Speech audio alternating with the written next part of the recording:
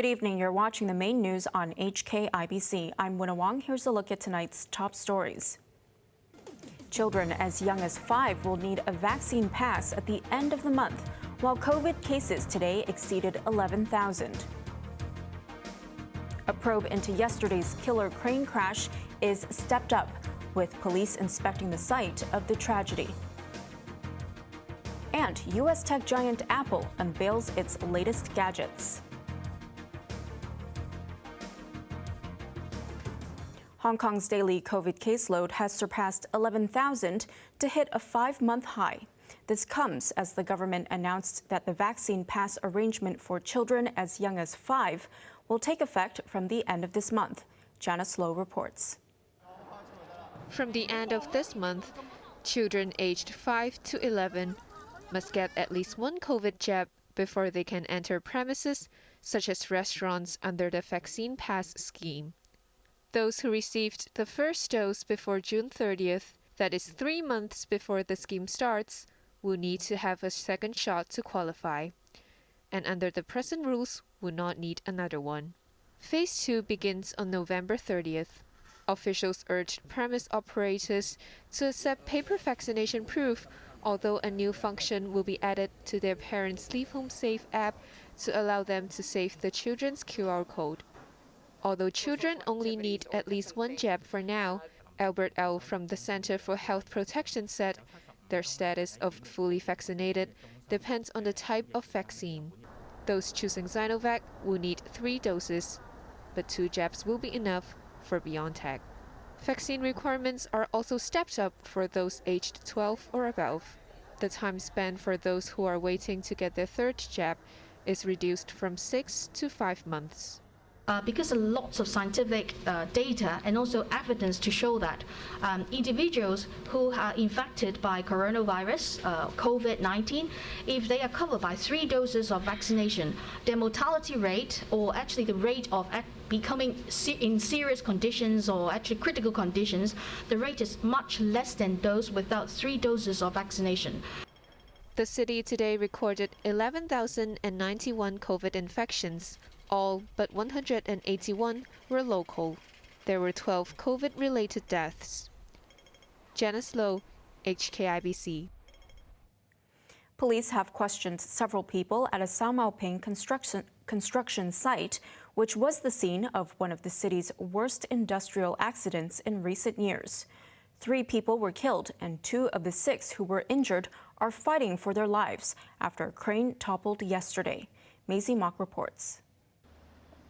The Yongmao Machinery Company, which owned the crane that collapsed, said it was saddened by the tragedy. Its parent firm, Yongmao Holdings, said it would conduct an internal investigation and help in the official investigation. Earlier today, police returned to the Sao Mau Ping construction site where a 65-ton tower crane collapsed yesterday, crushing 5 containers. 3 people were killed and 2 of the 6 injured remain in intensive care. Police inspected the base of the fallen tower crane, as well as a metal I-beam that was detached from its original position. No one was arrested, and officers collected statements from 10 people at the Anderson Road site.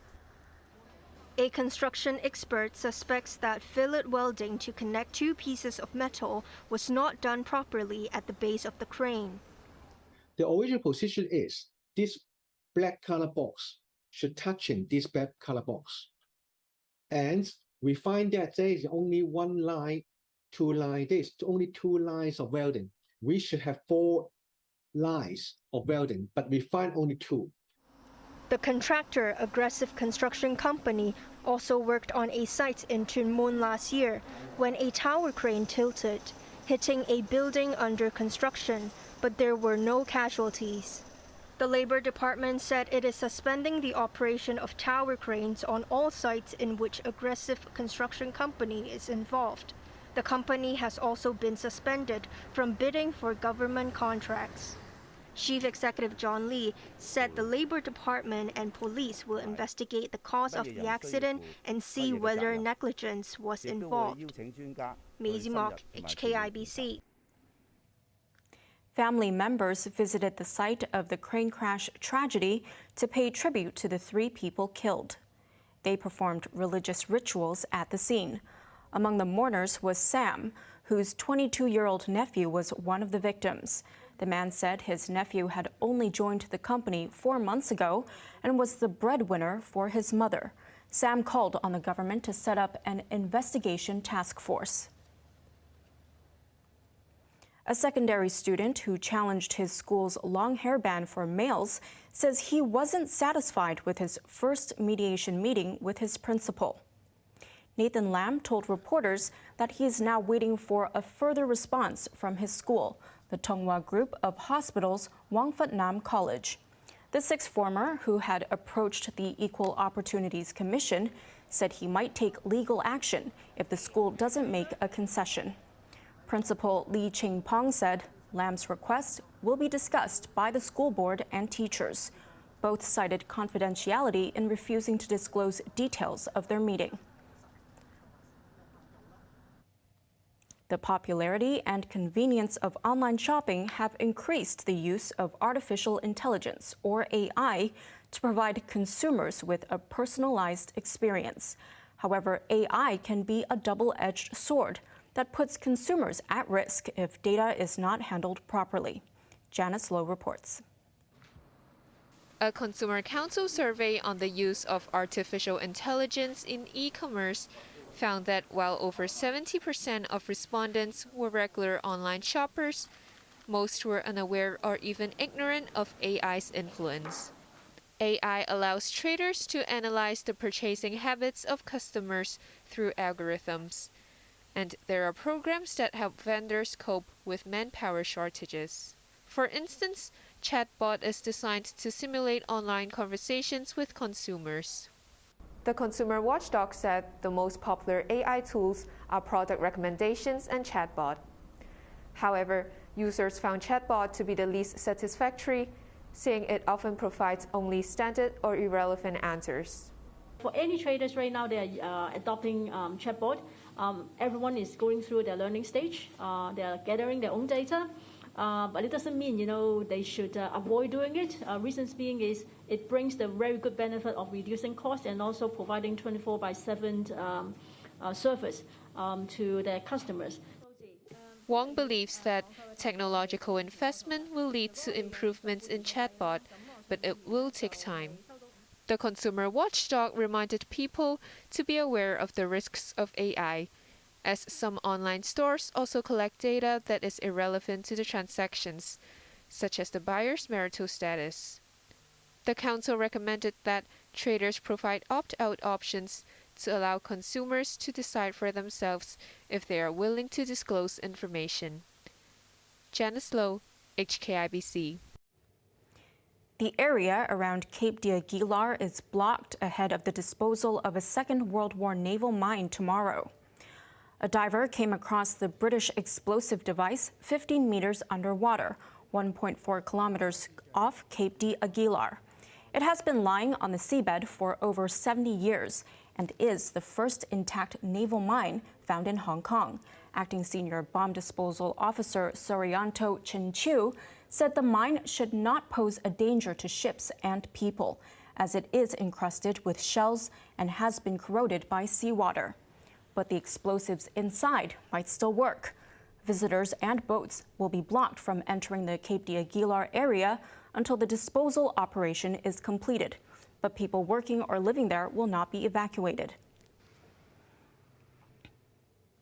Overseas now, the second suspect in Canada's stabbing spree has died shortly after his arrest. He was detained after a dramatic highway chase, which ended with his car being rammed off the road. Police said Miles Sanderson went into what they called medical distress and died. He and his older brother Damien were accused of killing 10 people and injuring 18 more last Sunday in the province of Saskatchewan. The older Sanderson was found dead 3 days ago with injuries that did not appear to be self-inflicted. Miles Sanderson was pronounced deceased at a hospital in Saskatoon. There are a number of ongoing investigations, both into the circumstances surrounding Mr. Sanderson's death, as well as the stabbings that occurred in the James Smith Cree Nation.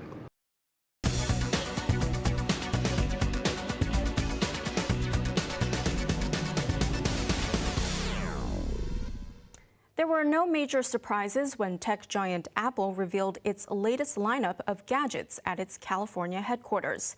Still, it delighted fans with improved specs, a new watch for adventurers, and a big focus on safety. In typical Apple fashion, the U.S. tech giant excited fans with a launch just in time for the holiday season. The new lineup includes the iPhone 14, the latest version of the company's flagship product.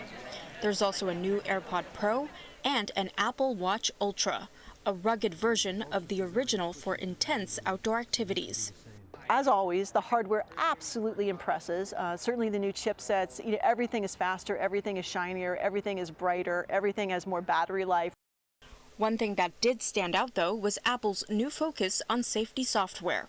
The iPhone 14 will feature an emergency SOS via satellite function for people who need help, even if they are outside Wi-Fi or mobile service range. For now, the service is only available in the United States and Canada. But for Hong Kong buyers, here's the catch. The satellite SOS function will not be offered to phones bought in Hong Kong, the mainland, and Macau, the only 3 places it's unavailable. A new crash detection feature in the new phone and watch series can automatically connect users with first responders and notify emergency contacts. I think they're aware of the economic headwinds that we may be going into. They did keep a lot of the phone prices flat, compared to last year. Apple is taking steps to move away from Chinese reliance. The company will be producing some of its iPhones outside of China for the first time, starting in the autumn. A look at the markets now. The Hang Seng Index closed down 189 points. In top 10 active stocks, the Tencent was down $9.80, Alibaba down 20 cents, Tracker Fund down 19 cents. Kowloon was down 15 cents, BYD Company down $6.80. In foreign exchange rates, it's 7.86 to the euro, 9.06 to the British pound, 5.98 to the Canadian dollar. And in foreign markets, the UK FTSE is up 4 points. Finally, the weather tomorrow will be fine and very hot and dry. The mercury will swing between 28 and 33 degrees. The weekend will be mainly cloudy with some showers. Now let's take a look at the weather around the world.